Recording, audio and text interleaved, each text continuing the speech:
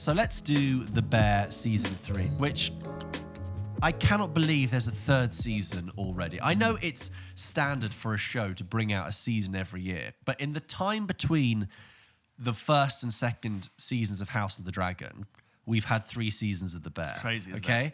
And what I find mad is that The Bear first came out, I think, in like autumn 2022, and had a massive. You watched it. You reviewed it watched it, first. I really you liked it, watched it yeah. before me, and it got a lot of buzz and a lot of sort of pickup. And then it comes back 9 months later, hugely quick turnaround with season 2, which massively pushes that further, but still becomes a great hit. And it garners loads of awards, and it is kind of become now the fashionable favourite show on TV. Producers are like line cooks, just Absolutely. whipping it out. Order up! I got 2 seasons, Fire, 3 fire, seasons fire. of The Bear. And it definitely feels like it's replaced Succession as the cool favourite show to have on TV. And it's like, oh yeah, I'm watching The Bear. Oh, you love that. I love The Bear. Have you seen The Bear? You've seen The Bear. Love that. Yeah. And then it's back again, just shy of 12 months later, but with a writer's strike in between. And I think that's quite key, actually. And my sort of journey with The Bear is this: you saw it first, then I caught up, and then I caught season 2. I'm still waiting. No, it's fine. Life. Well, let's see what you think at the end of my review. Yeah. I can tell you're prepping up for something a little bit disappointing. So my thing with The Bear is this: is that I've always thought that some people are pouring like 5-star praise, and I've always thought The Bear is a good show, a solid show, with great exceptional moments. And that was none more true than in season 2, which was very good, but had absolute standout episodes. And I talked about that at the end of last year, about how individual episodes were really, really strong. But that was always it for me. Some people were really falling over themselves. I thought, yeah, it's good, it's solid with great moments. Anyway, for those who aren't aware, The Bear, which initially was about a fine dining, I don't know if he's actually got a Michelin star, but high achieving chef called Kami, who returns to Chicago to run his brother's street food sandwich shop, which is in complete disarray after his brother's death. And it is this wonderful concept of chalk and cheese of this, precise and disciplined fine dining, gastronomic chef coming into a world of street food. And geez, my goodness, what a motorbike. What a motorbike. What a motorbike that was. Never sound less like a bike rider. Yeah. What a motorbike. What a vehicle. And it was this great concept, though. You had, well, I didn't know what to say because it wasn't a siren. So you had this concept which really worked, which is that Kami elevated the restaurant and the people around him by bringing in this discipline and this level of sophistication and standard. But simultaneously, the grittiness and the groundedness of the people he was working with and the street food that he was doing grounded him. And it was this nice balance. And it was like frenetic and energetic, exciting, quite funny at times, but also quite blistering and exhausting. Anyway, and it built to this finale, which bizarrely changed things for season 2. Season 2, again, just a little bit of a recap. I'm not going to go into deep spoiler details if you haven't seen these ones, but just explaining what happened is, at the end of season 1, they decide to close the Bear, the sandwich shop, and at the beginning of season 2, they are deciding to follow Kami's vision and make it a fine dining restaurant, okay? Which, in hindsight, I think was actually quite a strange thing to do so early in the season. Because I'll come to this later, but there are a few moments in season 3 where I thought I really missed that concept of a man who is a fine dining chef in the street food world. Because I like the idea of rediscovering your joy of food through the simplicity of Chef. this, like. Yeah, what do you mean? Like the film Chef. Like the film Chef, like even in the menu, the whole thing about Ray finds his character is that he misses the simplicity of the hamburger, yes, right? Sure. And they move away from that season 2, but it worked because they, through really good writing, they invested in their characters and they invested in the actors as well. And you had these break-off episodes with Richie and with Marcus that really worked well. And then it built to the end of season 2 where they open at the end of season 2, The Bear, which is now the fine dining restaurant. They still keep the sandwich stuff as a side hatch at the side for the regulars. And that's how season 2 ends, with the opening of the fine dining restaurant and all the drama and the trauma that comes with it. So season 3 begins with them now open, running this fine dining restaurant, but carrying a lot of the scars and the things from before. before I watched season 3, I was aware of some sort of mixed reviews going around about The Bear. And my initial feeling was, I'm wondering if this is people just seeing it for the show that I've always thought it was, and I'm wondering if I'm going to find it fine, okay?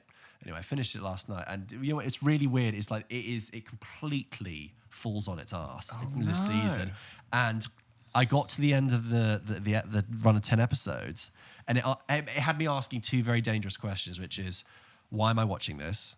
And what is this show anymore? And I have a very sad feeling that I think they've brought this out way too quickly, and that I know shows often come out yearly, but I think with the amount of attention that is on this show, the amount of success that it's had, and the amount of dramatic material they've burnt through in 2 seasons, I would have loved it if they'd just taken a beat, because I think with this season, there's half a season's worth of content stretched over 10 episodes. And it's really sad. So it's funny when I was thinking about whether or not this is going to spoil things for you or whatever. There's really very little to spoil in season 2. This is one of the big problems. Nothing happens. Annoying. There's almost nothing of consequence. Outside of like worrying about losing your stars to bigger projects like Jeremy Allen White and Io Right. Dabiri, what is the reason to massively rush these things? I know, they want content on their network. That's the thing. So it's an FX show that's obviously then put on You get it Disney on Disney Plus, Plus. and I don't know. My only thing could be that they think, oh, we've got a hit. We've got to keep going with this. And Because you like, what, 7 to 10 episodes? How many? it's 10 episodes each time. 10 episodes each time. Like, it's a Usually lot half an hour, sometimes 44 minutes. yeah, that's 2 to 3 month filming commitment, and then the same again, if not longer, in the edit. It's like they get it out and it's straight back. So my thing is, not only have they got the because they did phenomenally well at the Emmys, and it's got all this pressure on. Not only is that actually to build on that pressure, but you've also got the writer's strike in between. And I have a really, I couldn't find any evidence of it online, but I have a feeling that really disrupted things, and they decided to power through. But a lot of it feels unfinished, ideas unexplored, and just sort of there on screen, just sort of exists. And We did say when this writer's strike was happening is that the tragedy is not things getting delayed, right? The the tragedy is quality. in a year or two's Yeah. time, you're going to notice bad seasons of TV, bad movies, etc. I mean, what's to say? So first of all, there are moments that work in this series. I actually really like the first episode of this season is like a montage that plays over this loop of this Trent Reznor and Atticus Ross sound that loops like the last 5 years of Carmi's life back and forth, and it kind of says everything you've done in your life has got you to this point, and it fills in all the gaps. And then we get a little bit more of, in season 2 we had brief moments of Olivia Colman and Will Poulter. You get a bit more of that involved. And that's really great, filling in some blanks about the characters so far. I quite like that. There's another later episode which is just about Tina and how she came to work there. And then there's another episode with Sugar and Jamie Lee Curtis, which is this really nice mother-daughter dynamic.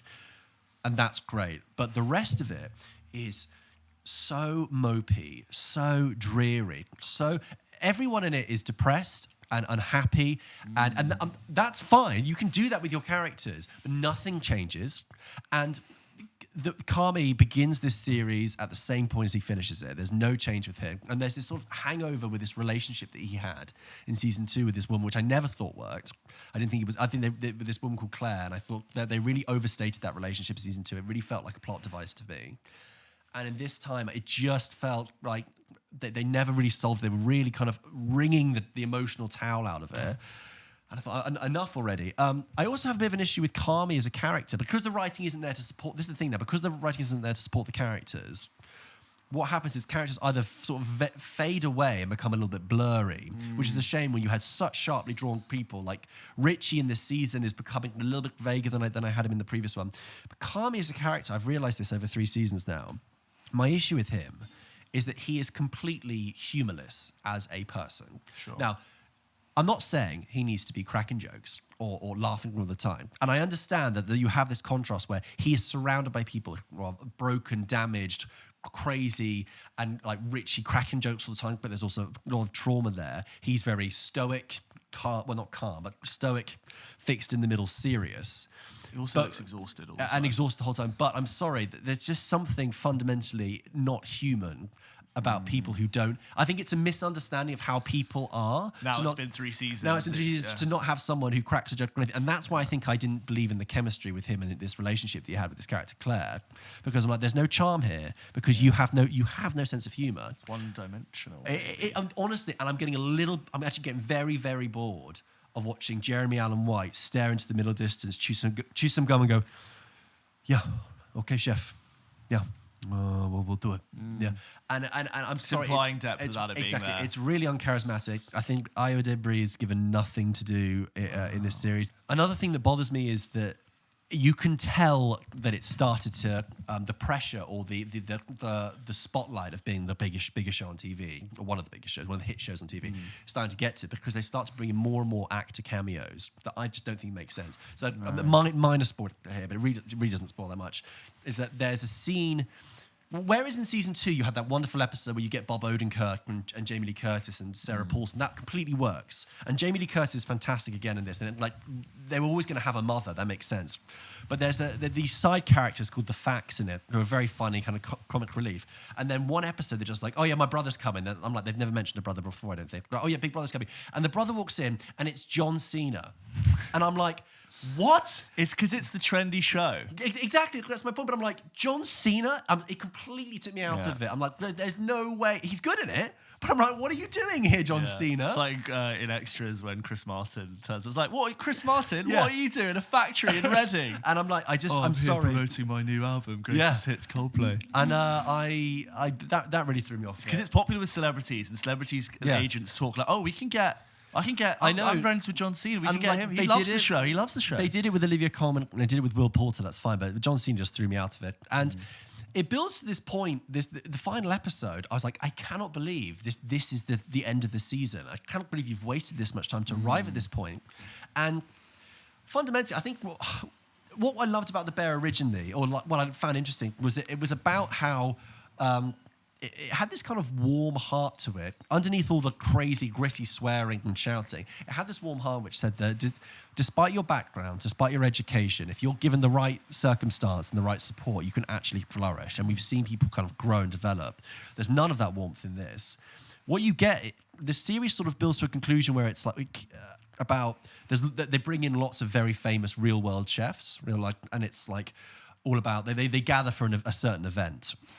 And it's like, oh, here are all these real life chefs talking about the importance of this and talking about fine dining. And I was just like, I'm sorry, this isn't interesting. I'm sorry, I don't think I don't find, as an audience member, fine dining as interesting because it's not as relatable. I find the street food stuff really interesting. But you talking to me about how this wonderful fine a restaurant that most of us will, if we're lucky, go to once in our lives. Yeah. I don't find it very interesting to be talking about the wonderful and of course when in my restaurant we do this. And the series itself has become the cliche of fine dining, which is pretentious and serves very tiny portions, okay? So that's what you're getting from this show. You're getting a huge 10 seasons plate, but the actual morsels of goodness are few and far between. Lots of foam. Literally, it's foam, it's puree, it's been spread out too thin. Parsnip foam. It's and it's a real shame because I think it's lost its heart. It's completely lost its identity, and it ends, sure enough, to show this sort of cluelessness, and it ends on a "to be continued." And I go, what to be continued? You could have resolved all of this. Something this season, And it's a shame because I thought after season 2, I thought, is this show actually going to build into something that I really enjoy? But now I kind of feel like I've always been sort of right about The Bear, and maybe worse now. I don't know where it's going. I couldn't recommend it. It's really frustrating. Sounds alright. It's really frustrating. Moments of goodness in it, but disappointing. That's such a shame, and I could kind of sense without having watched it or really engaged with it. But obviously seasons 1 and 2 were so highly regarded, and it was that this is a new show. There was a sense of urgency to tell people it's actually quite good, and then that effect falling off a cliff for me was quite telling that season 3 wasn't quite it.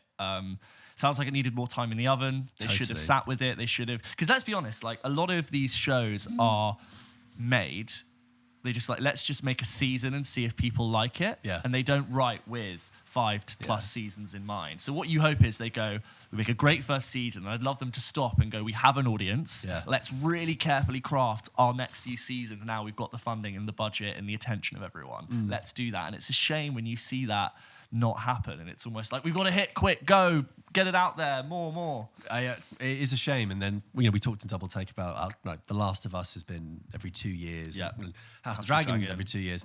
White Lotus is quite a fast turnaround. Yes, and that's but also done well. new characters written each Yeah, time. it's But true. you're It's right. more of a clean Sometimes it happens. Yeah. We'll see with season 3. So far, it's great. But it is disappointing. And yeah, I actually, if I was to sort of say how I would prefer it to have gone, I think the whole shift from it being a local sandwich shop, a pillar of the community, to being a fine dining restaurant, that should have been an arc over, like, you could have done it over 5 seasons. Right. But they did that in 2 seasons. I think because now the show has completely changed what it is. And I'm now watching a show about fine dining, which isn't that interesting. And it also then pulls apart a lot of the things it laid very well in season 2, which is like about how I'm just suddenly like, everyone who worked in this sandwich shop is now either a sommelier, a wonderful pastry chef, like a maitre d'.